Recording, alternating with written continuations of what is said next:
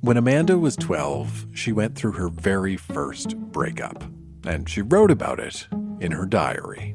Dear Diary, okay, Ben just broke up with me. He said it wasn't me, and he still thinks I'm hot and rates me a 9 out of 10.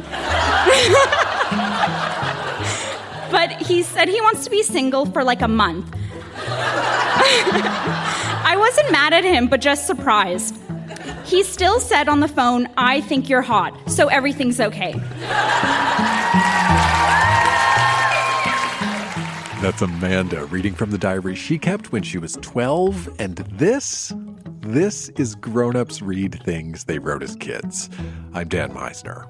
Usually on the show, we bring you lots of different types of childhood and teenage writing, but this time, to celebrate Valentine's Day, we're doing something a little different. We've gone through the Grownups Read Things They Wrote as Kids archive, and we are playing you some of our all-time favorite readings about young love. From secret crushes to breakup poems, raging hormones to long-distance love letters, it is a very special episode dedicated to love, romance, and the awkward, awesome things that can happen when kids fall in and out of love. So think about your crush when you were a kid and stick around.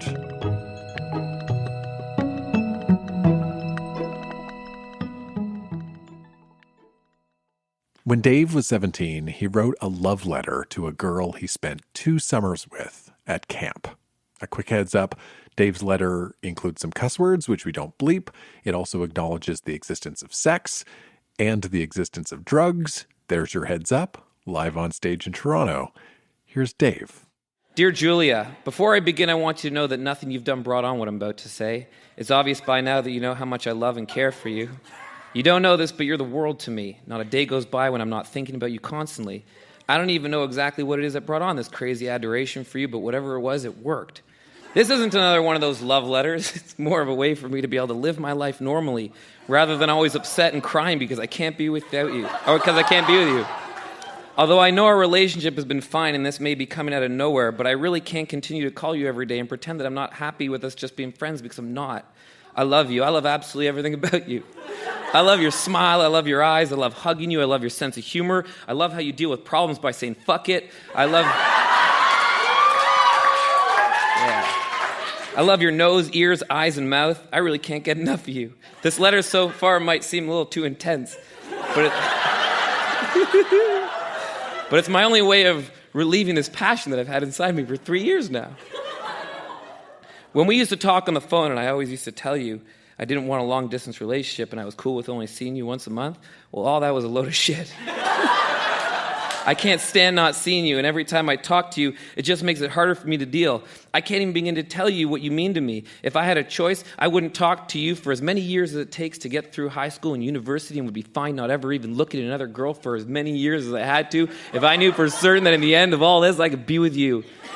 There are times in life when you meet someone who you think is a person you want to marry and spend the rest of your life with, and unfortunately, you just happen to be the woman of mine.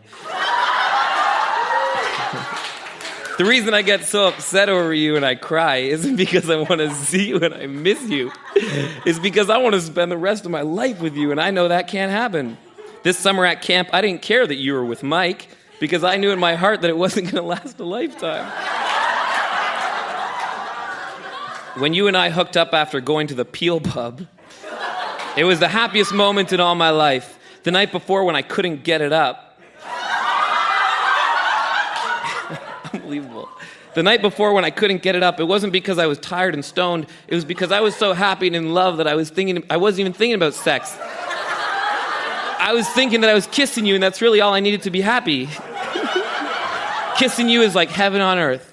I can't even begin to tell you how it made me feel. If you had offered a blowjob that night, I wouldn't have taken it. Because I love you too much to make you do something like that. Yeah. What? Some girls do it because they love to, and others because they want to please the guy. But honestly, and I'm telling you honestly, kissing you is enough to make me happy for the next however many years it takes until I can kiss you again. Unbelievable.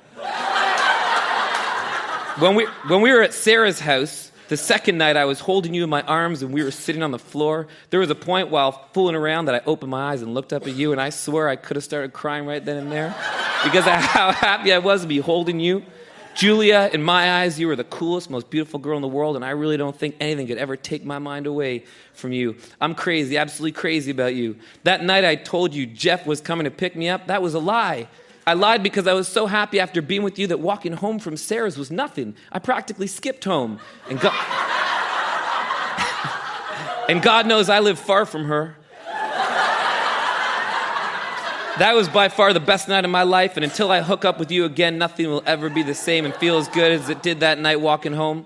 At first, I decided that the only way for me to be relaxed about us was to not call you and hope that eventually I would get over you. But I value our friendship more than any one of my best friends, and I can't not talk to you. My problem is that every time we talk, it makes me think about you nonstop until the next time we talk. I'm also having very mixed feelings about you and other guys, because I know we're not together, and I know there will always be other guys, but when I picture you with someone else, I get butterflies in my stomach. Like when you went to stay with Mike for the football game, I could hardly sleep until I smoked a joint to forget about everything. Not because I knew you were going to hook up with him, but what if, you know? I don't want to stop writing because even a Torah isn't enough words to describe how much I love you. Fucking Torah. And my biggest problem is that I know you love me also, but you really could have never had the same feelings for me as I do for you. People keep telling me to get over you and to move on because we live in different places and it'll never happen. But I'm writing you this letter because maybe we won't be together now, but deep down in my heart, you're the only girl in the world for me, and I have the feeling we'll be together when we're older. I know what I'm saying might be a little crazy and far-fetched, but I love you, and no amount of time could ever take that love away from me. I've never felt like this way about anyone in my entire life. You're the shit in my world, and it's not going anywhere. I love you more than anything, and I can't stop typing because I don't think I could ever truly show you how I feel. But I think this has done a satisfactory job. Julia, I love you in every sense of the word, and I really don't think anyone could ever love you the way I do. I just want you to know that I will always love you, and nothing will ever take that away. So look me up in 10 years and just know that even then, I will love you more than ever. I love you with all my heart and soul, and I feel like nothing without you. If any guy you ever date in life ever puts you down or pisses you off, don't stay with him, because it would piss me off to know that the nicest, sweetest, coolest, most beautiful girl in the world is being treated like shit. My number is 785-8945. Remember it, please, because any time in life you need love or someone to care for you, call, because I want you to know I always will. I can't write anymore because I can't stand thinking about you. Just know, in big bold, that David Keystone does and always will love Julia. Love always and forever. Keystone. P.S. I didn't write this letter to upset you in any way, shape, or form. I just had to let you know how I feel. I'm sorry for making it so personal, but that's what true love will do to a person.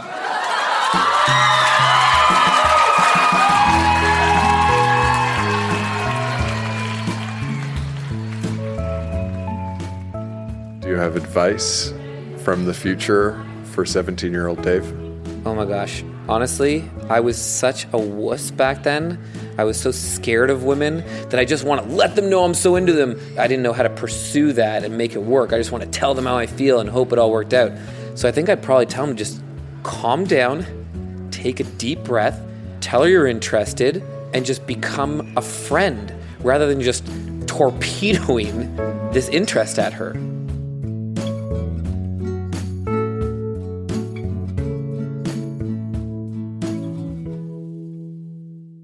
At our live events, readers usually get on stage by themselves. It's just them, their kid writing, and a microphone. But every once in a while, readers get on stage together. And at our show in Victoria, we got a real treat from a husband and wife duo who shared their teenage correspondence with some pretty important backstory. Trish and Rob are going to read a selection of the love letters they sent to each other 42 years ago.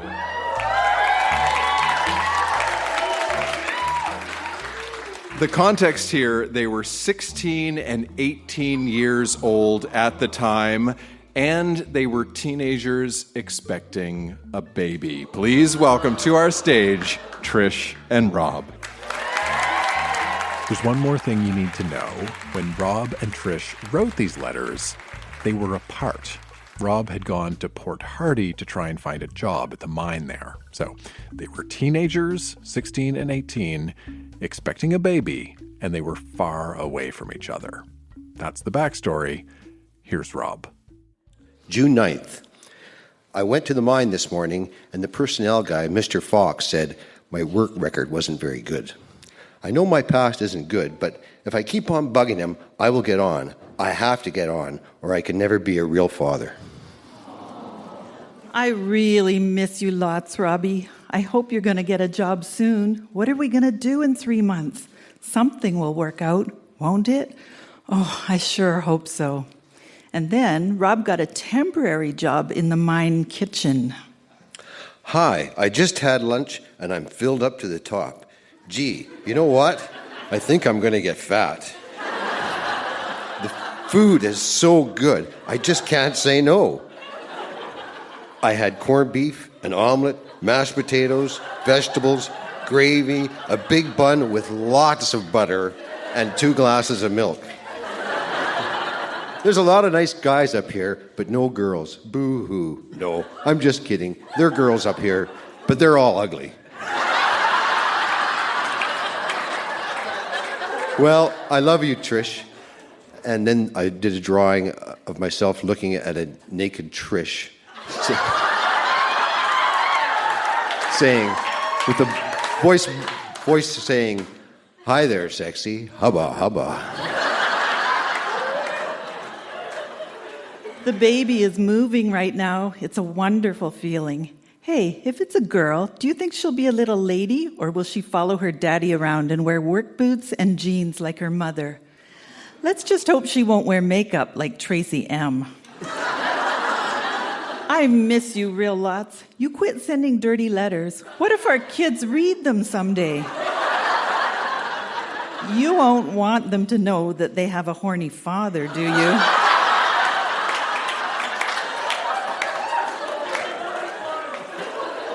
Well, I just got up and I'm hungry. I miss you a lot.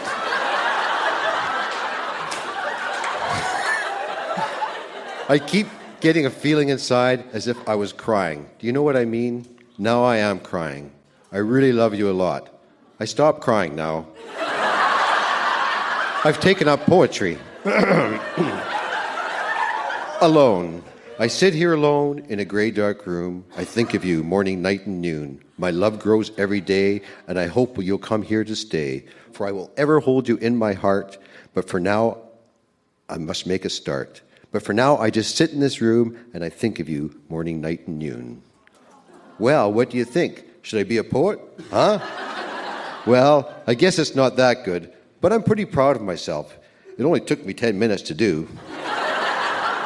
Good night, sleep tight, and don't let the bed bugs get you pregnant like I did.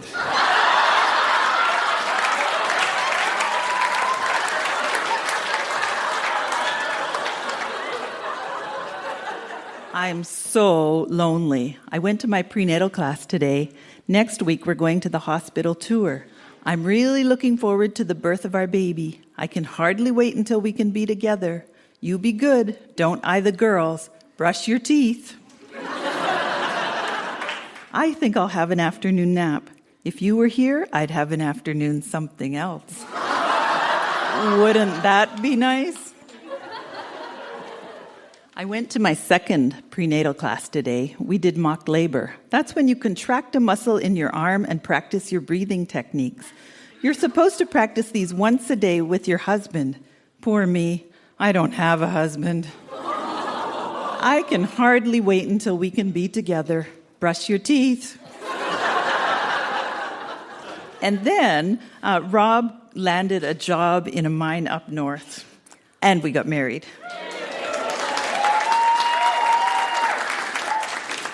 Hi there, husband. I've been having contractions all the time. I practice my breathing whenever I get pains. Know what? Dixie went to Elton John. $8.50 a ticket. I think she's dumb, but that's her choice. Hi, wife. Are you watching Beachcombers? I am. It's pretty good. We only get 2 channels up here, but it's okay. Boy, I can hardly wait to come see you and the baby. Hurry up and have it. Bye-bye. October 6th. Hi, wife and daughter. I can hardly wait to see you again. All my love from your husband. P.S. Hi, Lorene, from Daddy.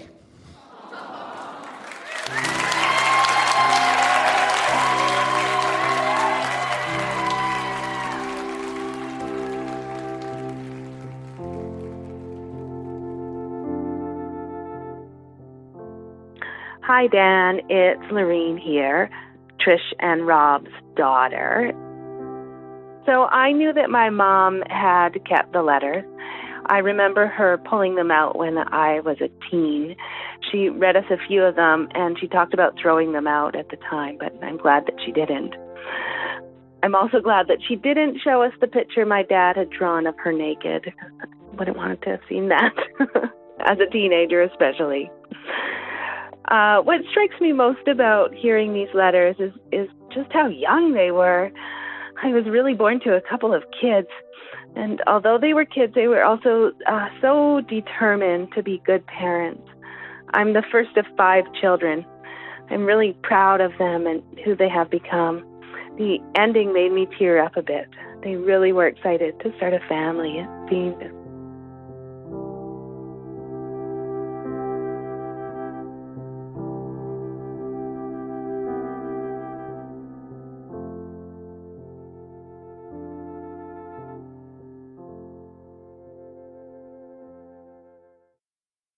One very common theme at Grownups Read Things They Wrote as Kids is unrequited love. Growing up, a lot of us fall for somebody who just doesn't feel the same way. And that was certainly true for our next reader. When Nancy was 15, most of her romantic feelings were not only unrequited, but you might say they were also a little misdirected. Live on stage in Windsor, here's Nancy reading from the diary she kept when she was 15. I had never had a boyfriend. You might understand why when I'm done this. And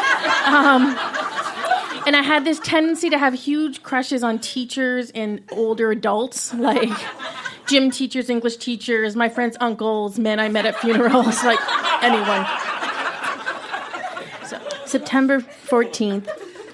Tonight was probably one of the best nights of my life. Amy's birthday is tomorrow, and a group of us went out for dinner at Bubby's. I prayed that something, even something small, would happen. Well, the waiter happened. More specifically, Paul happened. Is love at first sight really possible? After tonight, I think it is. He was so good looking and so nice. And I know it's his job, but not all waiters are nice. There are a couple of pictures of him, and I'm in one. I intend to get copies made. Everyone there thinks I'm just hot for him, but really, he's not even my type. He's blonde, and I don't usually go for blondes. I asked him if I came back for my birthday, would he be my waiter, and he told me what days he worked. I will definitely go. P-A-U-L. Who would have ever believed that 4 such plain letters could make such a wonderful thing? September 15th. Everyone thinks I'm crazy. I only saw him for one night for a total of about 10 minutes. I can't be in love. In lust, maybe, but not love. But I am in love. I feel it in every fiber of my being. I don't care what other people say. I know how I feel. I wrote a poem about him today. It's called An Explanation of Love. I can't say it's the best poem I've ever written, but I think it's pretty good. It definitely came straight from my heart. I hope that that's conveyed to the reader, but since I haven't shown anyone yet, I can't be sure. So this is an explanation of love. Just moments ago, I was in complete control, but then I saw your face, heard the deep and wonderfully masculine tone of your voice, and forgot everything else. It is as though the world around me has dissolved into nothingness and you have taken its place. You are the sun, the moon, the stars, anything that I will ever need. My hands tremble. My heart beats rapidly within my chest. I belong to you now, forever.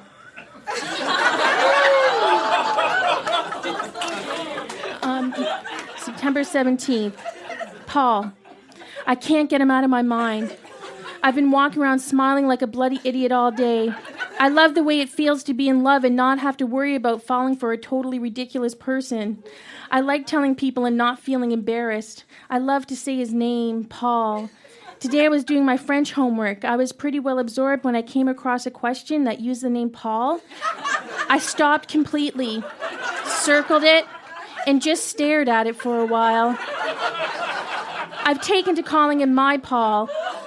I know it's a tad too possessive, but I think it has a wonderful sound to it. I was born to say that phrase. Thank you.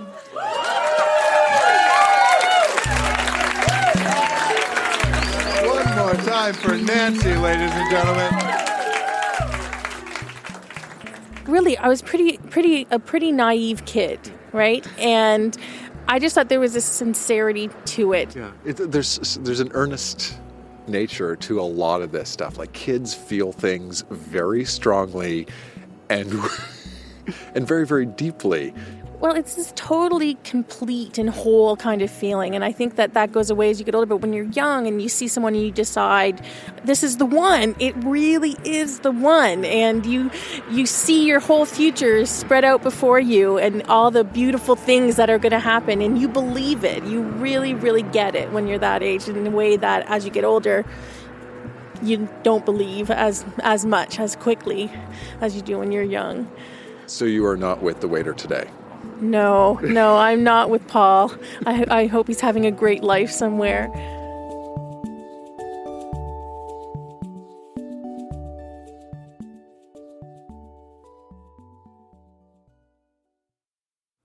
Love letters and poetry aren't the only written expressions of young love.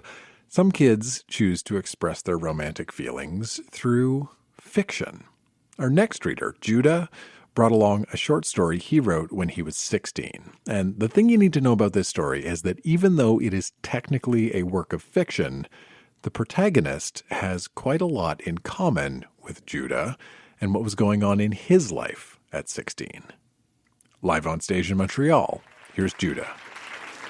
Non-fat lattes and decaf dreams.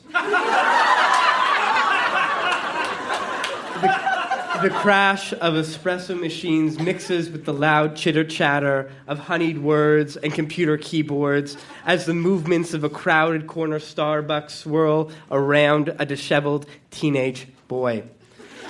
He wears dark wash blue jeans, fashioned to his waist with a supple brown leather belt, and a buckle that could come straight out of a Western 50s flick. He checks his phone to confirm the time and reads over the BBM conversation simply because he likes reading it.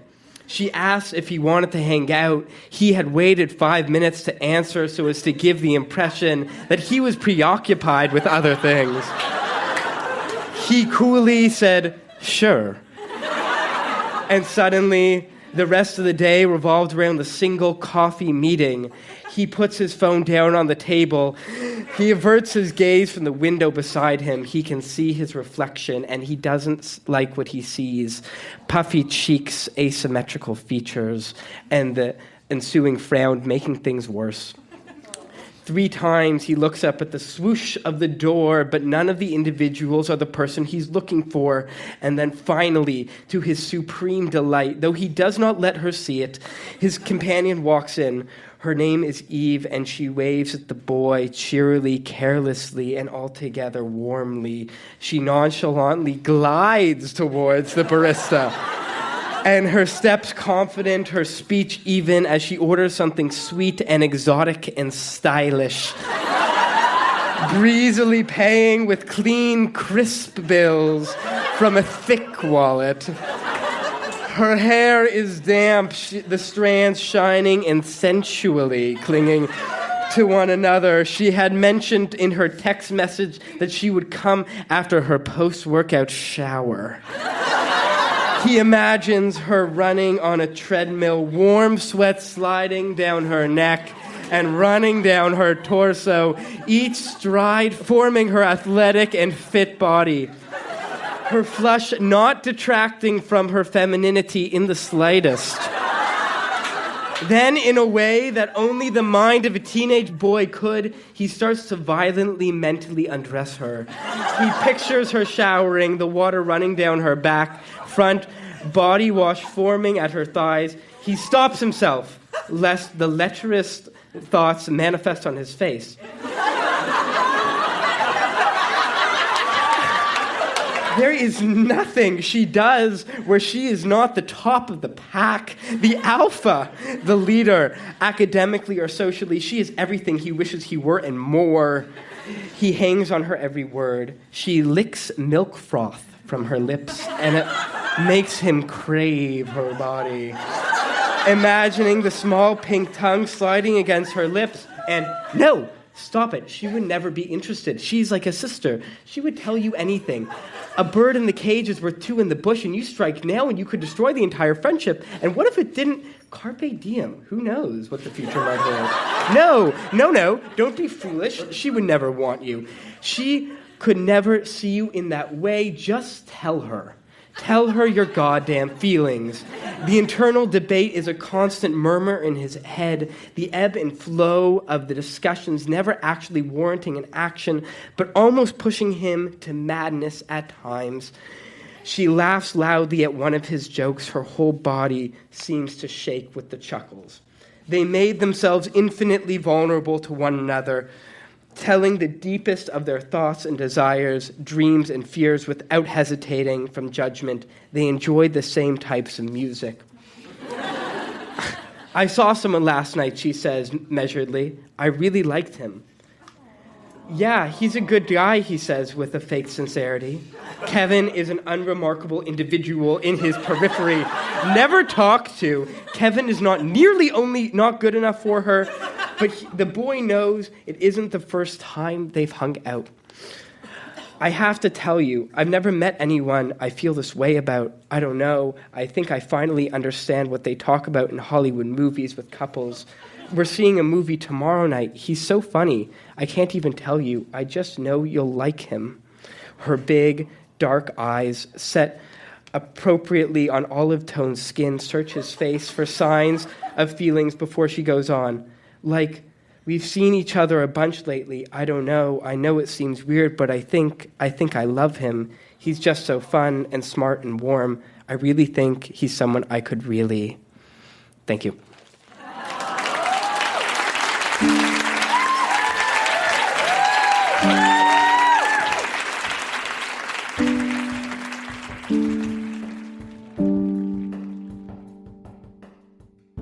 After the show, I asked Judah how much of his story was based on his own life and whether Eve, the girl in his story, was a real person. Judah told me Eve was based on someone in his life, his friend Adam. Adam was my best friend in high school. He was kind and clever and ambitious and generous of spirit and artistic and had big pretty eyes. And I spent most of my time with him, and I very quickly fell in love with him. And I have all these things that I couldn't say, obviously, like in the story, and many coffees that went by without being able to say what I wanted to say. At the end of grade 12, I came out to him and I told him everything I had been feeling for the past 2 years. I felt like I really needed to. I needed to know what would happen, like what was the end of the story. And so I told him. And he's a stand-up guy and took it super well, but, didn't think of me in the same way. I really do credit him with helping me figure out who I am. There was a part of me that thought it was very noble that, I was the person who didn't expect anything back. Love was not something I had to give and take. This wasn't a business transaction. I thought it was very noble that I didn't demand anything in return. I could just give. And looking back on it now, I think I would steal the line from The Perks of Being a Wallflower that we accept the love we think we deserve, and that's not how relationships work. And so I wish I could tell myself that.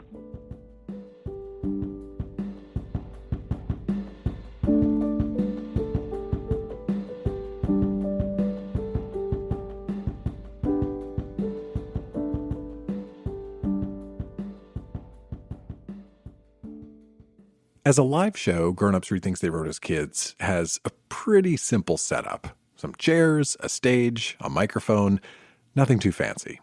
But at our Edmonton show, we had some additional equipment on stage.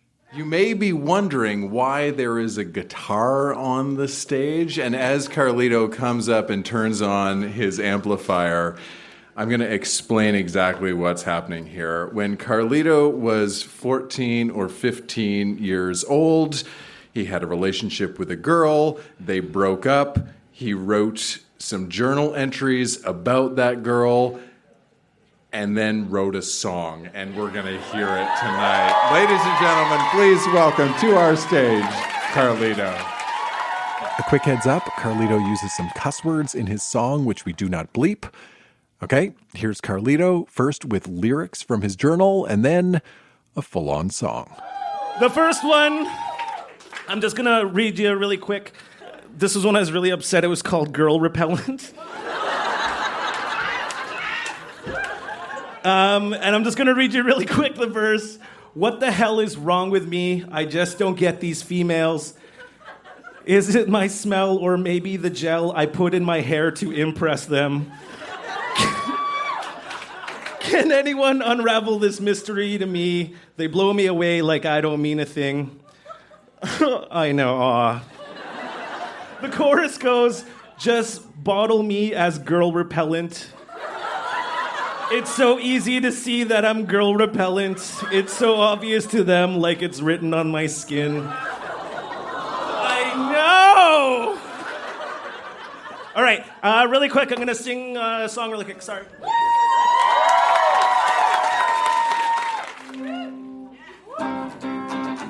Oh, we were in a shitty, like, Blink-182 cover band.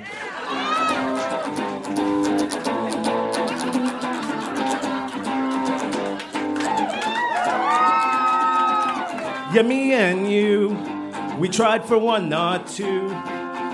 But it got fucked and now I can't even talk to you. And now things are bad for me and you. Yeah, I'm so sad. I never wanna fall in love again. What's with this life? Caught me by surprise over and over again. Woe is me. I wish I could have seen before I fell in love. Yeah, me and you. Doesn't that sound cool? We could hang out and chill in my room. It's just too bad it had to end. But in your mind it shouldn't have began. What's with this life? Caught me by surprise over and over again. Woe is me. I wish I could have seen before I fell in love.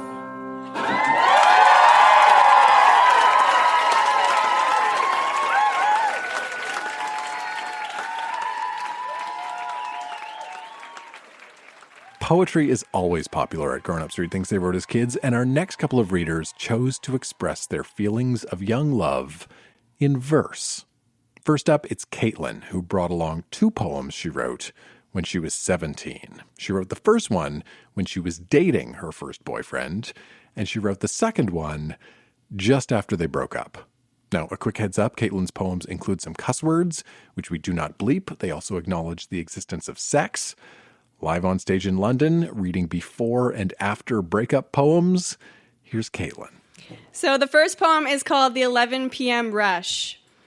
He kisses her downstairs, away from prying eyes. She touches him and longs for his warmth.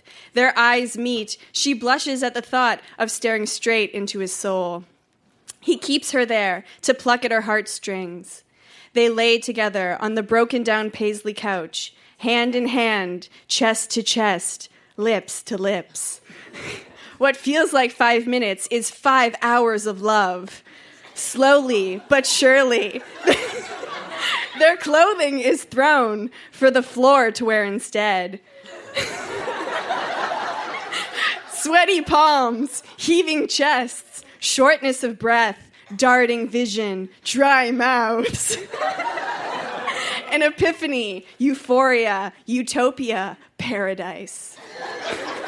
Garden of earthly delights. Call it what you will, it's just what it is, passion at its finest. That first kiss is nothing. They call it the best. But what is better than the embrace they share and the visions they have and the way they can still surprise each other? They will not be there forever. Soon the sun will set on their life. But both will always remember the first time they ever sat on that broken down Paisley couch.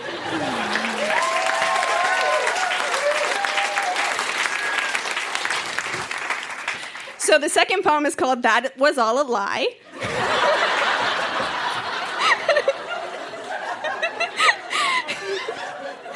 So, this is all a lie. This is not the truth. How can someone feel this way after 3 months? 3 months of lies. We didn't love each other. We never cared to have common interests or show our love to the world. The only thing we had was a physical attraction, which I thought was real, could keep us together. But if we just tried, but you know what? It sucked. You couldn't give me heat. You came, I saw. You groaned, I clawed. You shattered, I felt numb. I faked it for you, so you felt good. So you felt like a man. But how the fuck do you expect to get it without getting it in return? That broken down Paisley couch was a stitch away from being dead. That night we watched Pokemon and you expected head.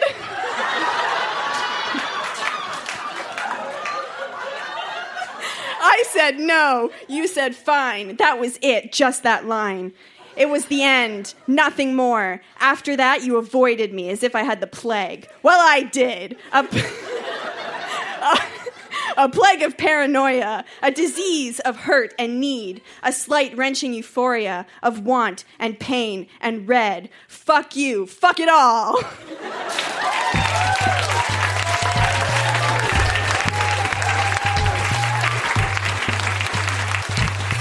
One more time for Caitlin, ladies and gentlemen.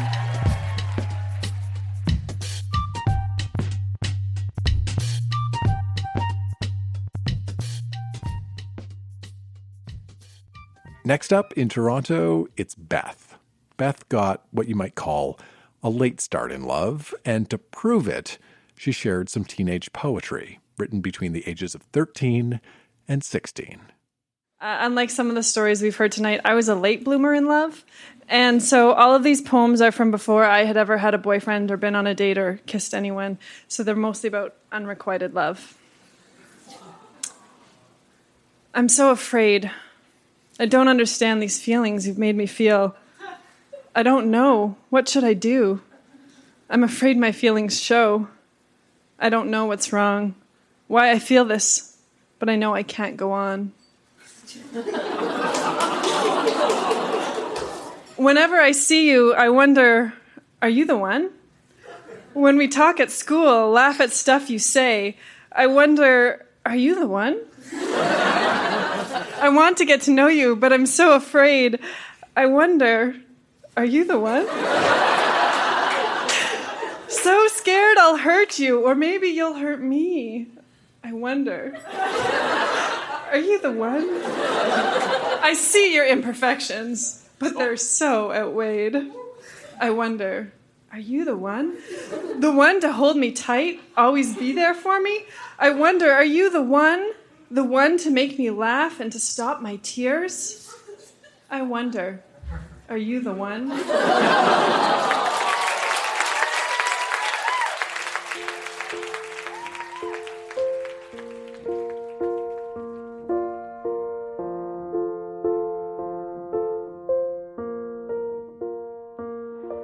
Hi, this is Beth, reader of Are You the One? If I could meet teenage Beth and tell her a few things about love and being a late bloomer, the first thing that I would tell her is that it's okay to feel all the feelings and to be confused and to be uncertain, and you're going to be okay. The second thing that I would tell her is that maybe her idea of love could use a little expanding. I got married last month, a week shy of my 30th birthday, and this is definitely the first relationship I've been in where I have been loved and I have loved in the way that I would call actual love. And it looks nothing like what teenage Beth thought it would look like. So I think I would just want to encourage her to look around her, maybe look at real life a little bit more, a little less at Hollywood or young adult novels or fairy tales, and that love is an amazing thing, but it's not going to look like the one in the way that she thinks.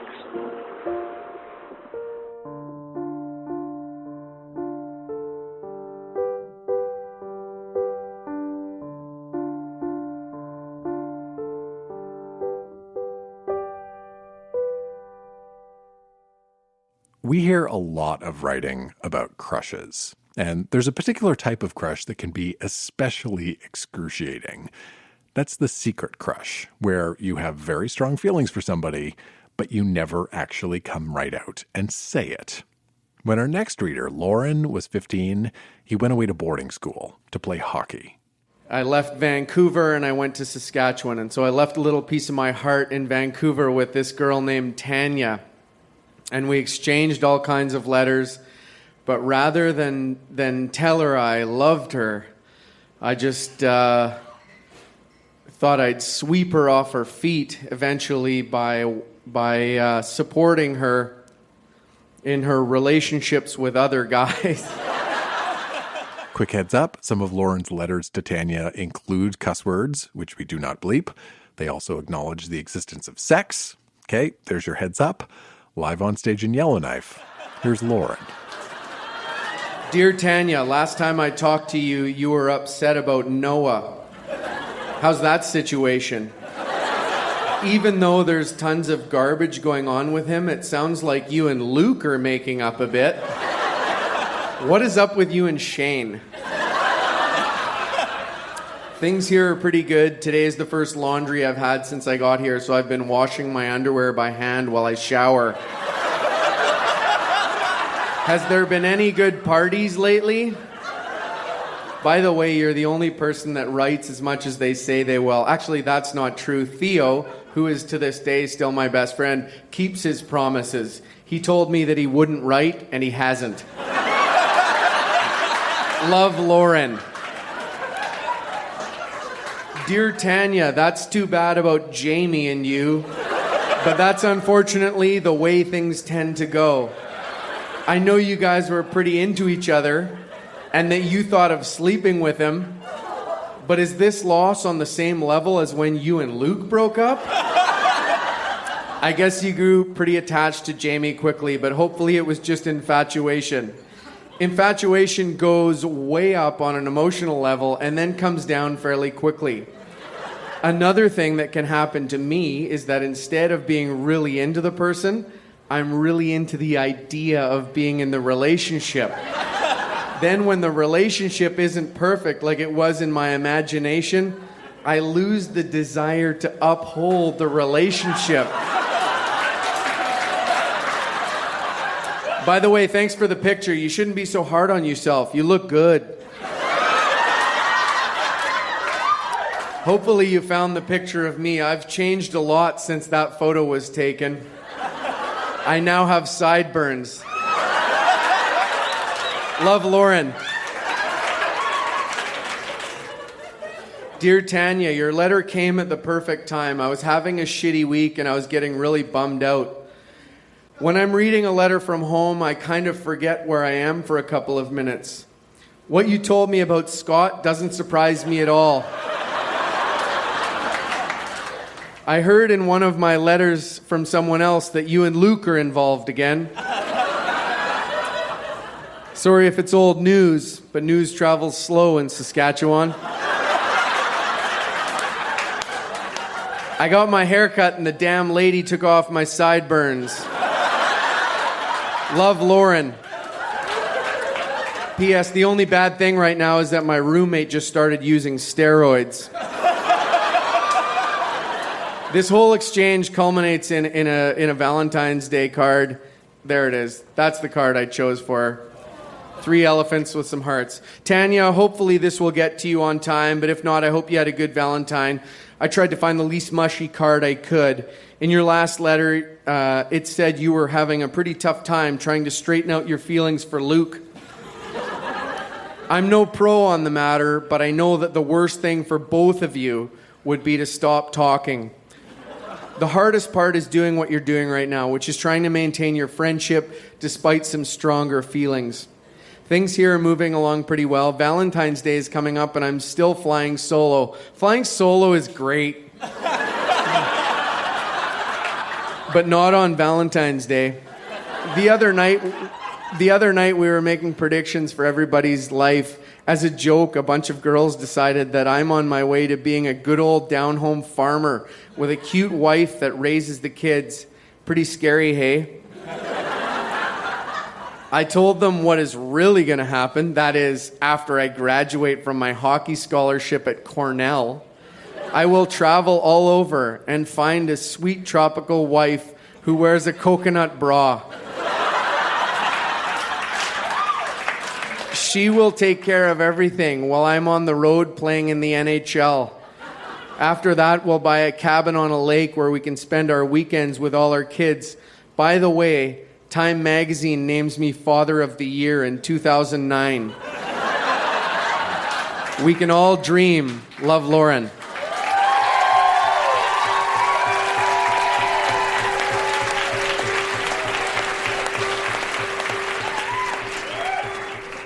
I really want to get in touch with Tanya right now.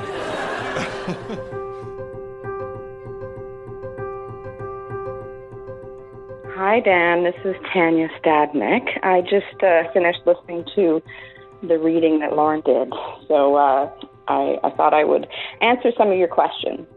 Yep, I asked Tanya to call in, and she explained that all those letters Lauren sent more than 20 years ago, they were sitting in a box at her mom's house. So a couple of months before our Yellowknife show, her mom sent Tanya the box. Then Tanya sent Lauren the letters, and then I sent Tanya a recording of Lauren reading them on stage. And then listening to him, I was laughing so hard, and I really wonder how I missed that he had a crush on me. I have a funny story, actually. I remember him coming back from Saskatchewan, and he brought me this little stuffed baby Simba lion from The Lion King, and then he took me to the movie. And somehow I still missed at that point that he had a crush on me. Lauren was my rock when I was younger, and there's some people that you never forget from your younger years, and Lauren's definitely one of those. So listening to all of this, it helped to bring some laughter and light to my day. I even had my husband listen to them, and after he finished recovering from his laughter, he said to me, "Dan, why didn't you date that guy?"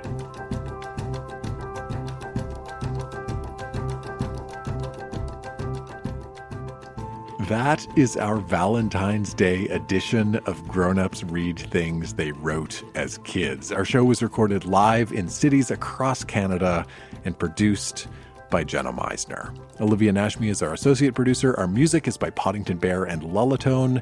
If you enjoyed this episode of Grownups Read Things They Wrote as Kids, tell somebody about it. I'm Dan Meisner. Thanks for listening.